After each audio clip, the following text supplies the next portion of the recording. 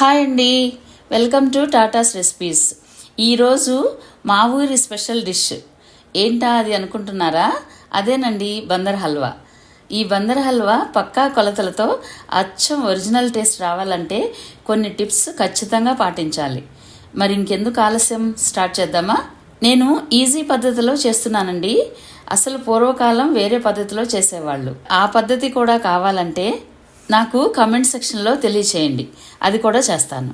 ముందుగా ఒక కప్పు గోధుమ పిండిని అరకప్పు వాటర్తో లూజు చపాతీ పిండిలా కలుపుకోండి. ఇంకేమీ వేయకూడదు, ఓన్లీ వాటర్తోనే కలుపుకోవాలి. కలుపుకున్న పిండిని చిన్న చిన్న ముద్దలుగా చేసి 3 కప్స్ వాటర్ పోసి, అంటే ఒక కప్పు గోధుమ పిండికి 3 కప్పులు వాటర్ పోసి 2 గంటలు లేదా కనీసం 1 గంట నానబెట్టాలి. ఆ తర్వాత చేత్తోనే పిండి ముద్దలను కలుపుతూ మొత్తం పిండి ముద్దలు కలిసిపోయేంత వరకు చేత్తో కలిపి ఆ తర్వాత ఫైన్ స్ట్రెయినర్తో వడకట్టాలి.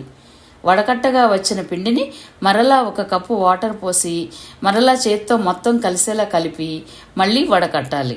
వడకట్టగా వచ్చిన జిగురు లాంటి ముద్దను తీసేసి వడకట్టిన గోధుమ పాలను 1 గంట మూత పెట్టి ఉంచండి. గంట తర్వాత గోధుమ పాలు కిందకి, నీళ్లు పైకి తేరుకుంటాయి. పైన తేరుకున్న నీటిని వంచేసి గోధుమ పాలను మాత్రమే తీసుకోండి. ఇప్పుడు మందపాటి కడాయిలో 1.25 కప్పు షుగర్, 1/2 కప్పు నీళ్లు పోసి షుగర్ డిజాల్వ్ అయ్యేంత వరకు మీడియం ఫ్లేమ్లో పెట్టి కలుపుతూ ఉండండి. షుగర్ డిజాల్వ్ అయ్యాక లో ఫ్లేమ్లో పెట్టి కంటిన్యూస్గా కలుపుతూ గోధుమ పాలను పోయండి. గోధుమ పాలను పోసిన తర్వాత కంటిన్యూస్గా కలుపుతూనే ఉండండి. ఈలోపు వేరే స్టవ్ మీద జీడిపప్పుని నేతిలో వేయించి పెట్టుకోండి. అదే కడాయిలో 1/2 కప్పు షుగర్ వేసి క్యారమలైజ్ చేసుకోండి. ఇది హల్వాకి కలర్ రావడం కోసం అండి. గోధుమ పాలను కంటిన్యూస్గా కలుపుతూనే ఉండాలి, లేకపోతే అడుగు పడుతుంది. అప్పుడు హల్వా అస్సలు రుచి ఉండదు. అందుకే కంటిన్యూస్గా కలుపుతూ ఉండండి. గోధుమ పాలు చిక్కబడిన తర్వాత 1/4 టీ స్పూన్ యాలకుల పొడి వేసి కలుపుకోండి.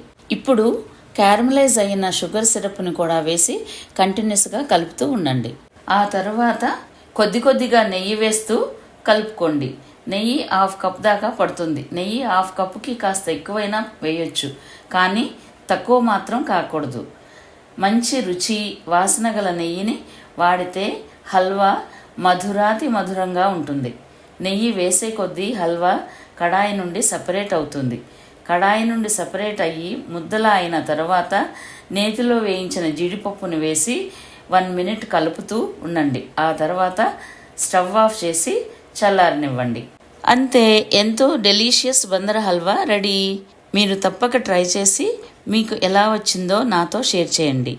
మీకు కనుక ఈ వీడియో నచ్చినట్లయితే please subscribe, like, comment and share to your friends and relatives.